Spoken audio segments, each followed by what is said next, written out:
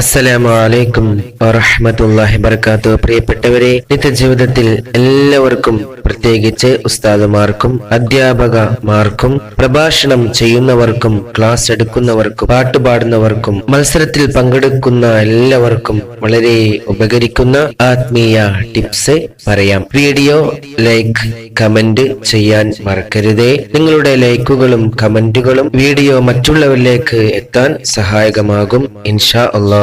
സഭാകമ്പം മനസ്സിൽ അലട്ടിയാൽ അവർക്ക് പിന്നെ പ്രസംഗിക്കാൻ, ക്ലാസ് എടുക്കാൻ, വേദിയിൽ രണ്ടക്ഷരം പറയാൻ കഴിയില്ല. ജനങ്ങൾക്ക് മുമ്പിൽ വേദിയിൽ നിൽക്കുമ്പോൾ ഉണ്ടാകുന്ന ഭയം, നെർവസ്, കുലുക്കം, പേടി എന്നിവയാണ് സഭാകമ്പം എന്നു പറയുന്നത്. അത് മാറാനുള്ള ടിപ്സ് പറയാം. ആദ്യം മഹാനായ അലി റളിയല്ലാഹുവിന്റെ പേരിൽ ഫാത്തിഹ ഓതുക. ശേഷം മഹാനവറുകൾ രചിച്ച ജൽജലൂത്ത് ബൈത്തിലെ മൂന്നാമത്തെ ബൈത്ത് അഥവാ സഅൽതുക ബിൽ ഇസ്മിൽ മുഅല്ലമി ഖദറുഹു ബിആജിൻ അഹൂജിൻ ജല്ല ജൽയൂത്തുൻ ജൽജലത്.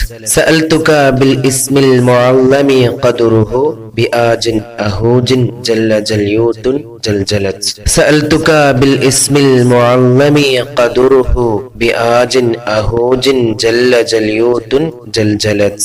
ഈ ബൈത്തിന്റെ അർത്ഥം വീഡിയോ അവസാനം പറയാം. അലി റളിയല്ലാഹുവിന്റെ പേരിൽ ഫാത്തിഹ ഓതിയ ശേഷം ഈ ബൈത്ത് 7 തവണ ചൊല്ലുക.